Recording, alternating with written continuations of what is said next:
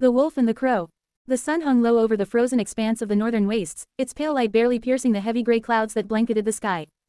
In the distance, the towering walls of Blackfen Keep loomed like a jagged tooth, its dark stones caked with frost. A lone rider approached, his black cloak billowing behind him, the emblem of a crow embroidered on his chest. Esser Corin Blackfeather was a man of the Night Wardens, sworn to defend the realm from the ancient terrors that lay beyond the Frostspire Mountains.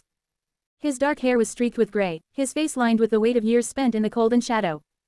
Beneath his cloak, he wore the dull steel of his order, scratched and battered from countless battles. The gates of Blackfen creaked open as he arrived, and a pair of guards stepped forward, their breath fogging in the frigid air. They bore the sigil of House Frostwild, a silver wolf howling against a field of deep blue. "State your business, Crow," one of them barked, though his tone lacked true menace.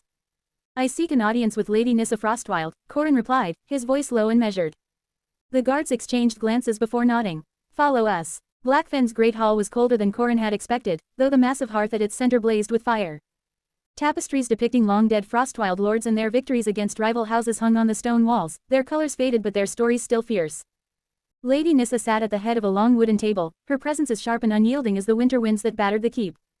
She was a young woman, no more than 30, but the weight of her house and the harshness of the north had carved strength into her features. Her hair was the color of spun silver, her eyes as cold and piercing as ice. She wore no crown, only a simple fur-lined cloak, but there was no mistaking her authority. "Esser Corin," she said, her voice carrying across the hall like a blade sliding from its sheath. "To what do I owe the pleasure of hosting a Night Warden in my hall?" Corin inclined his head, but he did not kneel. Night Wardens knelt to no one but the king.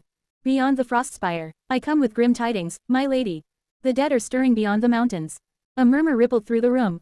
Lords and warriors seated along the table exchanged uneasy glances, their hands unconsciously drifting to the hilts of their swords. Nissa's gaze didn't waver. "The dead always stir in the north.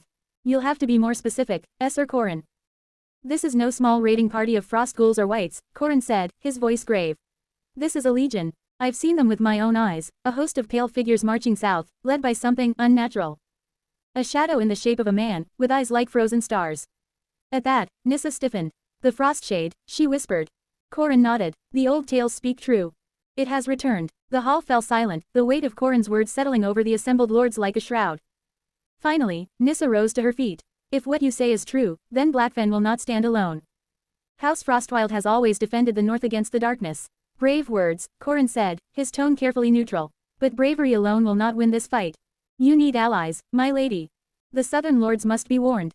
The king in Stormhaven must muster his banners." Nissa's lip curled in disdain. "The southern lords care nothing for the north. They sit in their warm halls and squabble over crowns while we freeze and die." "Then make them care," Corin pressed. "If the Frostshade marches unchallenged, it will not stop at Blackfen. It will sweep through the north, then the south, until all the realm is buried in ice and death." Nissa's fingers tightened around the edge of the table. For a long moment, she said nothing, her gaze fixed on the flames dancing in the hearth. Then she turned to her steward, an elderly man with a face like a weathered cliffside. "Summon the ravens," she commanded. "Send word to every lord who will listen. House Frostwild calls for aid." The steward bowed and hurried away, leaving Nissa and Corin alone at the head of the table. "You speak of shadows and death," Nissa said softly, her eyes meeting Corin's. "But what do you know of loyalty, Crow? Will your Night Wardens fight with us, or will you flee to your Frostspire and leave us to die?" Corin's jaw tightened. "We will fight.